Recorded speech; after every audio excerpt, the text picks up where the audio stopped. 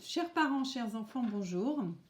Voici le discours numéro 7 du vendredi 10 avril 2020. Nous voici à la veille des vacances, donc bien mérité pour tout le monde, les petits comme les grands.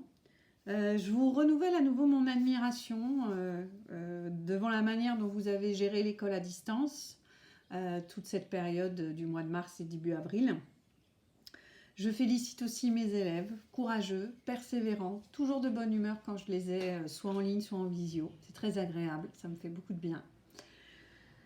Donc je sais pouvoir compter sur vous si la situation perdure au-delà du 4 mai. À l'heure actuelle, nous nous retrouvons lundi 27 avril pour une semaine à distance. Et pour la suite, nous en saurons plus d'ici là, je pense. Alors vous commencez à me connaître, je suis bavarde, je suis blagueuse et je suis blogueuse.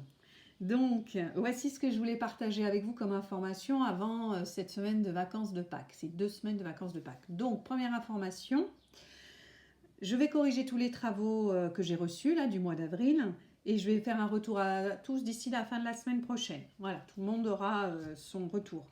Deuxième information, nous allons accueillir une nouvelle élève qui s'appelle Luna en CM1 à partir du 27 avril.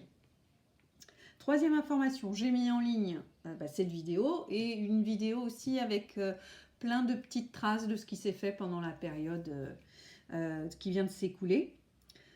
Et le 27 avril, nous allons commencer la 5e période et dernière de l'année. Et donc, je suis preneuse de photos, dessins, vidéos pour refaire des montages que nous aurons plaisir à regarder quand nous retournerons en classe. Et quatrième info, donc vous allez trouver dans le document qui est joint en PDF, alors à la fois une partie avec les devoirs, donc qui se résume à de la lecture, le fait de reprendre les corrections que je vais envoyer, de les regarder attentivement, de vérifier si vous comprenez mes corrections et si vous ne les comprenez pas, moi je serai disponible pendant les vacances pour accueillir vos remarques et y répondre ou vos questions. Et une troisième partie qui va constituer la révision des leçons. Donc les leçons, je vais faire un petit tableau récapitulant toutes les leçons qui sont censées avoir été vues et acquises pendant cette période.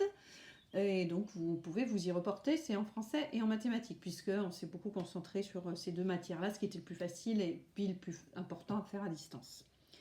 Donc voilà, la première partie, les devoirs. La deuxième partie, ça va être des pistes à explorer de manière facultative. Alors je vous livre des choses comme de la lecture d'autres contes. Je vous mets des contes de Grimm et d'Andersen, en plus de ceux de Perrault que je vais vous demander de lire pour la littérature. Je vous donne un programme de sport, je vous propose d'écrire, je vous propose de faire du dessin, du bricolage.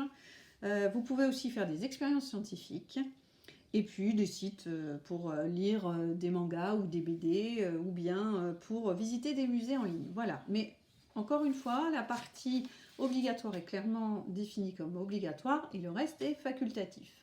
C'est voilà, des idées à partager en famille d'ailleurs, pas forcément que pour les enfants de CE2, CM1. Voilà, vous verrez si vous en faites bon usage ou vous aurez sans doute plein d'idées aussi de votre côté. Je vous souhaite de bonnes vacances, je vous souhaite un beau week-end de Pâques et je vous dis à très bientôt. Au revoir.